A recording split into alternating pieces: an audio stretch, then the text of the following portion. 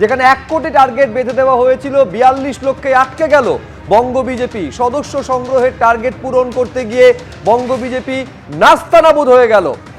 শ্রমিক ভট্টাচার্য অবশ্য বলছে এটিতে ভাবার কিছু নেই, সবটাই সাংগঠনিক বিষয়। দেখুন, দলের একাংশ কে কি বলছে আমার জানা নেই। আমাদের লক্ষ্য 1 কোটি এবং এটা একটা চলমান প্রক্রিয়া। 1 কোটি সদস্য পশ্চিমবঙ্গে হবে।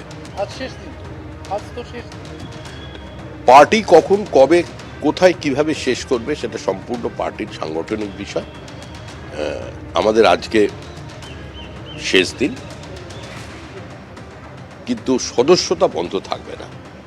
নির্দিষ্ট সময়ে যে লক্ষ্য অমিত শাহ তৈরি করেছেন সেটাকে পার্টি টাচ করবে। অমিত শাহ লক্ষ্য বেঁধে দিয়েছিলেন টার্গেট 1 কোটি, টাচ করা তো দূরে থাক, 50 লক্ষ পেরোতে পারলো না বঙ্গ বিজেপি। অর্থাৎ 1 কোটির টার্গেট অর্ধেকের আগেই আটকে গেল বঙ্গ বিজেপি সদস্য সংগ্রহের ক্ষেত্রে। আর তাকে কটাক্ষ করে কুণাল ঘোষ কি বললেন দেখুন। সদস্য সংগ্রহ অভিযানে ডাহা ফেল রাজ্য বিজেপি। বড় বড় কথা, এত চাই, এই চাই, ওই চাই, রাজনৈতিক পরিযায়ী কয়েকজন এসে বড় বড় কথা বলে যান। তারপরে বিয়ে বাড়িতে ঢুকে, শ্রাদ্ধ বাড়িতে ঢুকে, অন্নপ্রাশনের বাড়িতে ঢুকে, পৈতের বাড়িতে ঢুকে মিসড কল দিয়ে নাকি তাদের সদস্য সংগ্রহ হচ্ছে। এইভাবে কোনো দল হয় না, কি একটা সার্কাস পার্টিতে পরিণত হয়েছে। তো এত কিছু করেও তো এই সংখ্যা। একটা সভাপতি বাদ দিয়ে দল চলতে পারে না। এখানে পরিস্থিতি যা দাঁড়িয়েছে যে সভাপতি যিনি আছেন তিনি কেন্দ্রে একটা প্রতিমন্ত্রীর দায়িত্ব সামলাচ্ছেন, আর এখানে রাজ্যের সভাপতির কাজ সামলাচ্ছেন, এরকম হতে পারে। বিজেপির উচিত এই ব্যাপারটাকে সত্বর সমাধান করা, তা না হলে পরিস্থিতি ভালো হবে না। এবং সেই সভাপতি যে কে সেটা আমি অর্থহীন ভাষায় বলে এসেছি যে একমাত্র শুভেন্দু অধিকারী এই পদ দখল করতে পারেন বা এই পদের যোগ্য, আর কেউ নয়।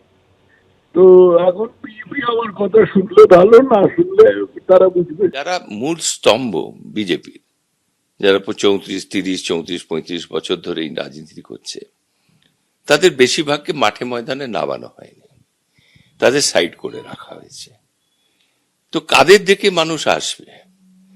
আরেকটা ধাক্কা হলো যে আমাদের নেতারা ওপেন মঞ্চে দাঁড়িয়ে বলেছিল যে 100 দিনের কাজে চুরি হয়েছে, সুতরাং আমরা 100 দিনের কাজ বন্ধ করে দিচ্ছি।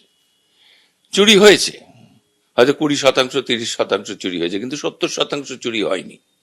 তো যাদের চুরি হয়নি, যারা কাজ করেছে, তারাও কিন্তু পয়সা পায়নি, তাদের টাকাও আটকে গেছিল। সেটা তৃণমূল কিন্তু সেই টাকাটা দিয়ে দিল। তো মানুষের মনটা তারা জয় করে নিল যে বিজেপি টাকাটা আটকেছে, তৃণমূল টাকাটা দিয়েছে, তাই কিছুটা মানুষ সেখান থেকে সরে গেছে। আমাদের নেতারা মঞ্চে উঠে বলেছে যে ইডি সিবিআই তাদের পকেটে আছে, আজকে এর বাড়িতে ইডি যাবে, কাল ওর বাড়িতে সিবিআই যাবে।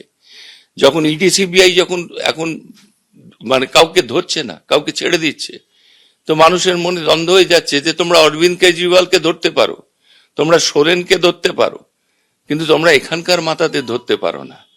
তো সেই জন্য মানুষের মধ্যে বিভ্রান্তি সৃষ্টি হয়ে যাচ্ছে।